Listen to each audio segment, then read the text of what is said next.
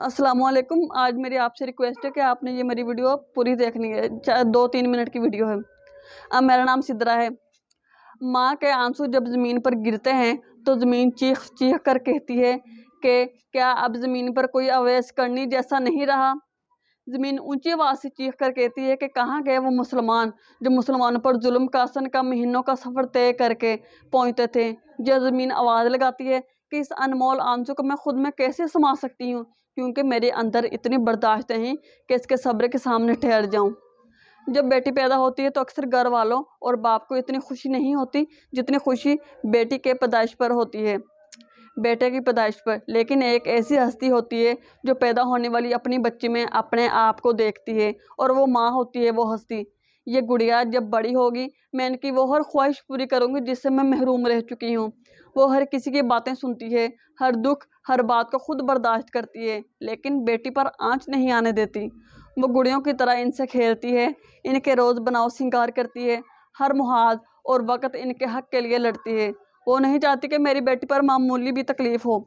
जब ये बच्ची जवान हो जाती है तो ये हस्ती इनकी ट्रेनर, इसकी सहेली बन जाती है। घरदारी से लेकर ज़िंदगी के दूसरे मसले मसाइल तक इनकी परवरिश करती है, इसको तैयार करती है, और ये उम्मीद रखती है कि जब तक ये ज़िंदा रहूँ इसकी अपनी बेटी को हंसते हुए मिलूँगी, और जब वो फात हो जाए तो इसकी मैयत पर आंसू बहाए।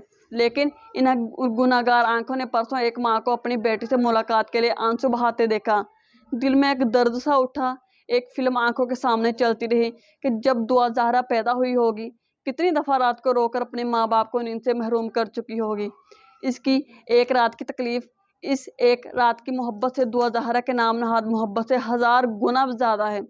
मुझे नहीं लगता कि दुआ ज़हरा की माँ ने इसकी तरबियत में कोई कमी की होगी। ये सिर्फ़ इसकी माँ बाप या दूसरे माँ बाप के लिए नहीं, बल्कि हम सब मुसलमानों, ख़ासकर पाकिस्तानियों के लिए एक लम्हा फ़िक्रिया है। मैं कितनी दफ़ा इस पर बात कर चुकी हूँ कि ये कुफ़ार का हमारे बच्चों पर हमला है। कुफ़ार अब हमारे बच्चों को प्यार मोहब्बत के चक्कर में फंसा रहे हैं, और हमारी मीडिया ने भी इनके साथ शाना बशाना खड़ा होकर इनकी दाद रसी कर रही है। मोहब्बत कामयाब हुई, दुनिया हार गई। मुझे बहुत गुस्सा आता है, बहुत ज़्यादा गमगीन हो जाती हूँ। दिल चाहता है मैं चीख चीख कर इनको अपनी आवाज़ पहुँचाऊँ।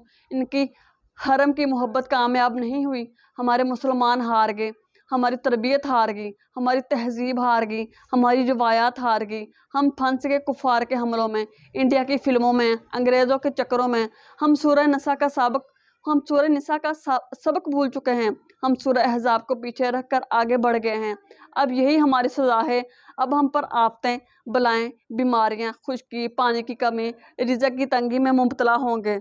अब हमें मोहम्मद बिन कासिम, मौलाना रूमी, इमाम गज़ाली और दूसरे गैरतमंद मुसलमानों के पैरोकार नहीं रहे। दिल चाहता है मैं हर एक मुसलमान तक ये बात पहुंचाऊं, लेकिन मेरे बस में सिर्फ इतना है कि मैं अपने दोस्तों के साथ शेयर कर सकती हूं, आपको बता सकती हूं। मेरी आवाज़ तमाम मुसलमानों तक पहुंचाई जाए।